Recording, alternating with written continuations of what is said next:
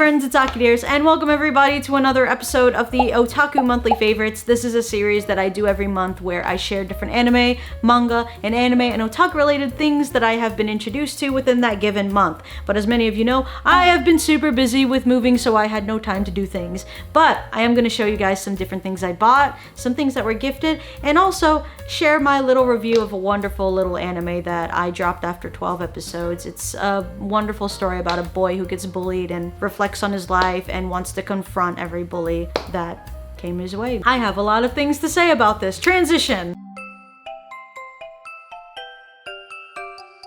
While on the topic of anime, I actually did a collaboration with Netflix on their channel where we discussed of what makes a great anime tick, so if you want to check that out, go to the describly-do below and click on the link if you guys want to go watch that. If you haven't seen Redo of a Healer, I wouldn't suggest it for anyone who is sensitive to violence, cannibalism, and crepe. Lots of that third one. Ah!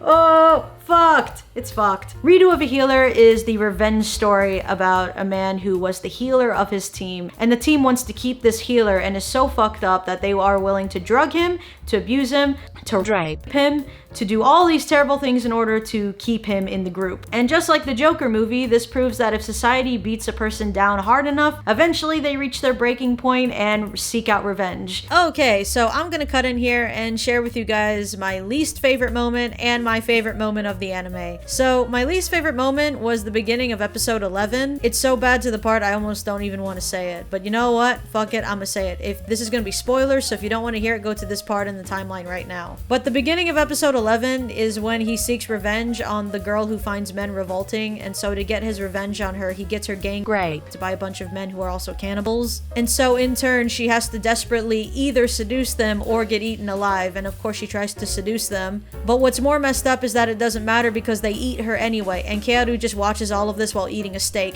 That is probably the worst scene out of the entire series. My favorite moment was honestly anything to do with the demon girl. I actually thought it was pretty funny that every time that she came into the frame, Kaoru was usually in a threesome with the other two girls and he was purposely trying to seduce her, but it wasn't really working. Overall, I think the majority of people who watch this anime are probably saying to themselves, "Ugh, this anime's horrible, I hate it." When is season 2 coming out? Anyways, so I just have a simple question for you guys. Are you happy? Are you looking for an anime but just can't seem to find a good source? Well then, why are you just sitting there? Go over to HiDive and sign up for a 30-day trial and watch your favorite anime today. This was me before I watched on HiDive. This is me after. And this is me after watching Redo. As you can see, a big change has followed up after I signed up, and you can be like this too if you just follow the link in the description below and sign up for an easy payment of just $4.99 a month. Ladies and gentlemen, and all of you in between, go ahead and watch on HiDive and tell all your friends and mothers to go watch Redo today. Who the fuck is texting me?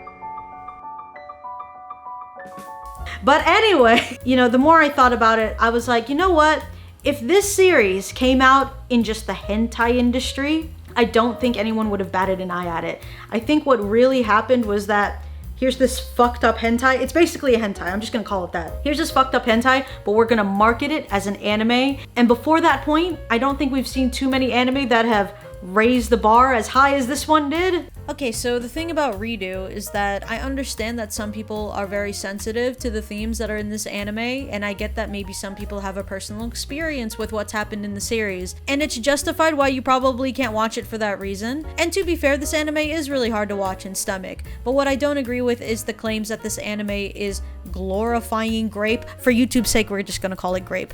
I don't think that it's glorifying it because I think glorifying is specifically trying to justify someone's actions and worshiping it. I think that this anime portrayed Grape just as horrific as it actually is. Grape was never good before Redo, and it certainly isn't now, and probably is never going to be. I mean, if you really look at it, this anime blew up because everyone was horrified and shocked of what happened. What I also don't agree with is that the people who don't want to watch this are condemning those that do, and saying that if you watch Redo, then you're condoning violence, cannibalism, and rape. But where did that even come from? If for years I could have sworn that the majority of us were fighting the notion that playing violent video games and watching violent anime doesn't mean you're a violent person. So what happened to that? Where did that go? And those that are really fucked up are going out of their way to find some pretty bad shit out there that should honestly be more targeted than Redo of a healer. Most people who are watching this, I'd like to think, know what's real and what's not real. If you don't, I think that maybe that's a problem. I'm watching violent movies, but I'm not out there trying to be violent. I'm here trying to take care of my plant.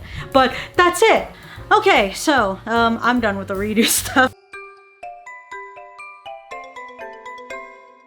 Okay, so I'm gonna take it down a notch and show you guys some things I bought and some things that I got gifted. We'll start off with the gift. This one was from Joey, and here's the box. It came from a brand called Discord. I've never heard of Discord before. Well, not that Discord. It's a clothing slash bag brand called Discord. Yeah, so we went to the store, and a lot of you may have seen Joey get this really limited Junji Ito bag. Since Joey likes to collect things, but he's always busy, I've kind of been his part-time hunter of like different collectibles that I know he'd really like. So I found this Junji Ito bag that he got, which I think there was only like 5 in the world. So we went over to the Discord store and they also had a Junji Ito bag, but he gifted it to me and I was really surprised because I thought he was just gonna get a bag for himself. This is the Junji Ito bag, and I'm pretty sure that this is supposed to be Uzumaki because of the swirl in her forehead, and it's so beautiful, and this is very, very limited. I don't know how many of these there are in the world. I want to say no more than 10. If I were to wear this, I probably would do it at a really special event or maybe like a nice convention. But even then, I'm kind of paranoid because I don't want anyone to mess it up. The next thing I got is based off the fact that I'm a plant mom. I've just recently gotten into plants. Joey's been telling me for so long that he can imagine me having a garden, and I think I'm on my way there. Because I'm a plant mom, I went to the Pokemon Center. This wasn't planned, but they had an entire gardening collection, and I came on the release day and I felt like getting everything that they had. So the first thing I got were these gardening labels. So when you plant things and you want to label what type it is, then you just stick it in there. And they have these Pokemon versions. They have a Bulbasaur, Pikachu, and Sudowoodo. There was another one that I didn't really know who they were, so I didn't care. But I got these. I'll probably get more at the Pokemon Center while I still can because they're so cute. I just used the Bulbasaur one for my Monstera. They also had a collection of plushies of Pokemon in planting pots. And Oddish, that was probably the best one that I could pick. So I just put them right by my plants. I'm growing my own little Oddish. And the other thing I got was this gardening apron. I don't have nearly enough plants to the point I need to use this, but whenever the time comes, I can wear this. If not, then it'll just stay in my little collection of things from the Pokemon Center. Pokemon Center takes my money all the goddamn time because they always rotate their collections, and once it's gone, it's gone. And then it gets up-priced on Japanese websites like crazy. But that was everything for this Otaku Monthly Favorites, guys. Let me know in the comments below what you thought of anything that I have shared in this video. But I appreciate you guys for watching, and subscribe to my channel for more if you haven't already, and I will see you guys in the next video. Bye!